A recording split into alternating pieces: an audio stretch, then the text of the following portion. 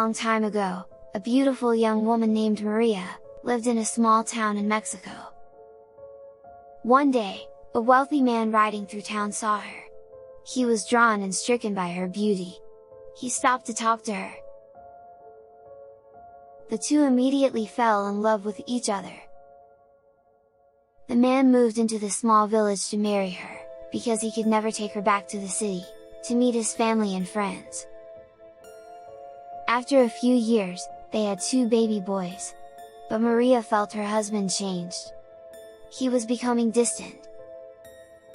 Maria felt devastated and broken, because he started not taking notice of her. The man only paid attention to the children. The wealthy man left the village, and disappeared for a long time. The love that they once shared was already gone. But Maria kept waiting, every day and night, hoping that he would return someday to be with her and their 2 boys. Many years later, the man did return. But with him was his young bride, from a wealthy family.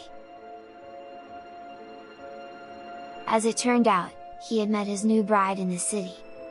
And he only returned to Maria's small village, to take his 2 sons away from her. Maria pled with him, to not take the 2 boys, but he didn't care. He told her he was taking them, and Maria cannot do anything about it. She was powerless. Feeling distraught, Maria decided to say goodbye to her sons. She took them down the river, like they used to as a family, as a final farewell. When they arrived at the river, Maria decided that no one could take her children away from her. So she took her helpless sons into the river, pushed their heads underwater, and killed them. Realizing the horrific act she had done, Maria confessed to the wealthy man. He was enraged, shouting curses at her. He pushed her away, and left with his young bride. With her entire life shattered, Maria went to the river weeping, longing for her children who had died with her own hands. She drowned herself, hoping to be reunited with her sons in the afterlife. Upon dying though, she was told that she could not be reunited with her sons, if their bodies were lost. But when she arrived at heaven's gates, she was denied entry.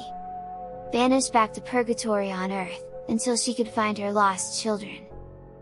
Maria's grotesque and disfigured spirit returned to the river, wearing her white funeral gown. She began searching for her children, crying out, my sons, where are my sons?"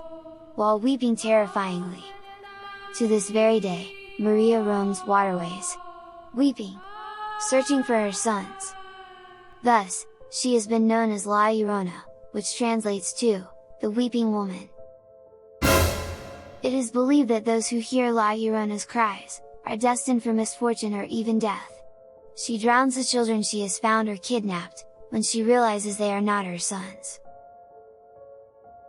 Some traditions hold that she will begin to seduce a man, and then murder him as a form of revenge, for her husband's abuse or adultery. It is believed that if her wails sound more distant, the closer she is to her victims.